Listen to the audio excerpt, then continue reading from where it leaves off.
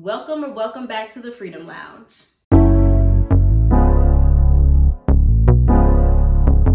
Okay, let's jump into today's video. Today we're going to be talking about dangerous deadlines. Dangerous deadlines are basically deadlines that we create in our own lives that do not match God's timeline for ourselves. They do not line up with God's timeline that He has for our lives. What makes them dangerous are the effects that they can have on our lives. It's okay to make a 1 year, 5 year, 10-year plan. We're basically told to do those things to kind of set goals for ourselves. But what happens when we become so zeroed in on this has to happen at this time?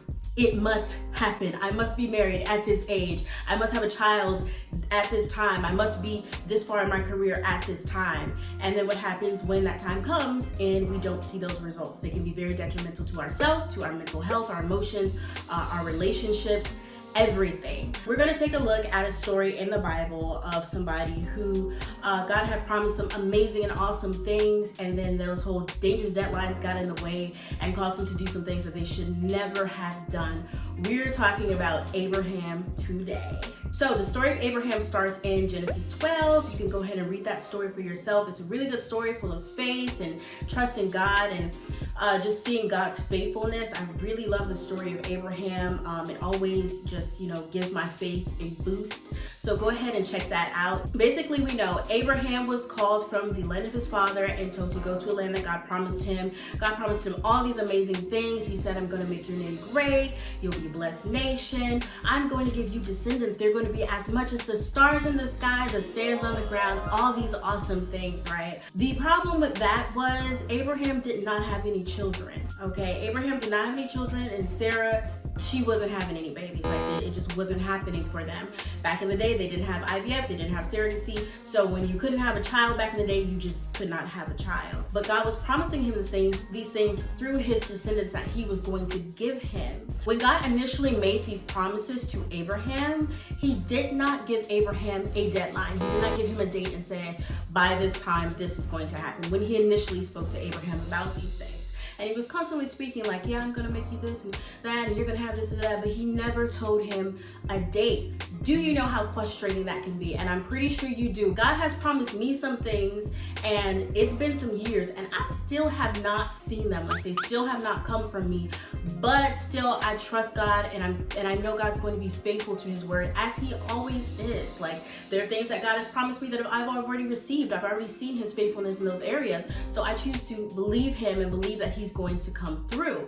And I know that can be very difficult. Nobody likes playing the waiting game. God has promised you these awesome things, and yet he has not given you a date. When that happens is we start coming up with these dangerous deadlines. Well, God says that he, has a man just for me. So by this time, I want to be married. That has nothing to do with God's timeline for your life. So what happened with Abraham was time went by, he still didn't have any children, and his wife Sarah decided, God just isn't going to give me any kids, so we're going to go ahead and take matters into our own hands. And we know what she did. She gave her servant over to Abraham to marry. They had a kid, and it caused so much drama and mess within the household, within the marriage.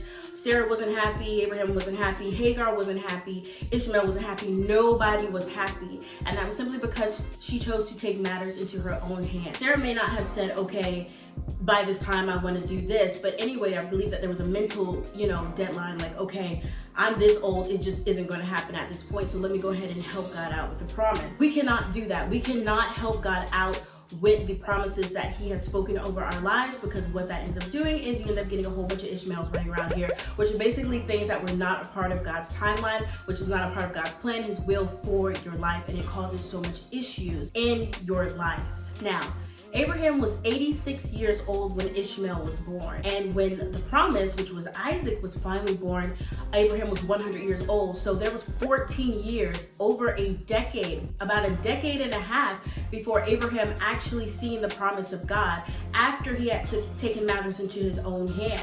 There was still a big gap, a big amount of time that Abraham had to wait, but God was still faithful. God came to Abraham and said, by this time next year, you're going to have a son. time. That is when he gave Abraham a date. In the beginning, he didn't give Abraham a date. Fast forward years later, he finally gave Abraham a date and said, by this time next year, you're going to have a son. And it was so. God was faithful to his word. And go ahead and look at that scripture. Genesis 18:14 says, is there anything too hard for the Lord? Is there anything too hard for God? Anything?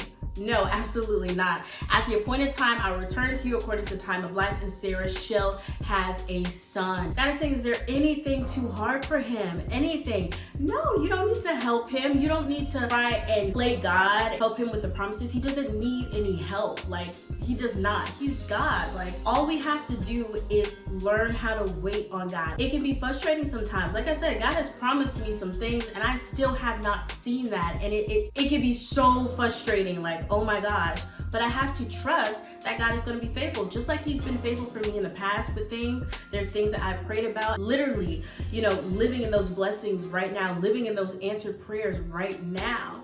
So I know that he's faithful to his word, and I just have to believe that he's going to continue being faithful. God isn't just faithful back in 2019 and then that's it for you. That's all you get 2019. No, he's faithful throughout your entire life, but you have to learn how to wait on him. Stop making these dangerous deadlines. By this time, I need to do this. By this time, and just go with the flow. Go with God's flow. Go with his timeline. It's not always easy, but it is so worth it, because when we take matters into our own hands and we try to play God and we try to help God, we end up creating a big mess that God has to help us out of, that he would not have to help us out of if we just waited on him in the first place. God was faithful to Abraham. He was faithful to Sarah, but they just had to wait on him. Guys, God has it all mapped out. He has it all planned out for us. Our lives are different. We can't look at somebody else and say, oh, well, they're my age and they're doing this and they have this. That's their timeline. Get to your timeline. Focus on your timeline, the one that God has set for you, and go with the flow. You're not going to stay where you are. Like, God is going to be faithful. You're going to get there. Trust God. Wait on God.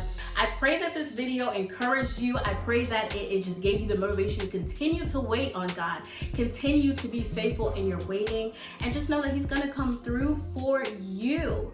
He is going to come through for you. If you have not subscribed already, go ahead and subscribe. Thank you again for watching. I look forward to seeing you guys in the next video. Peace.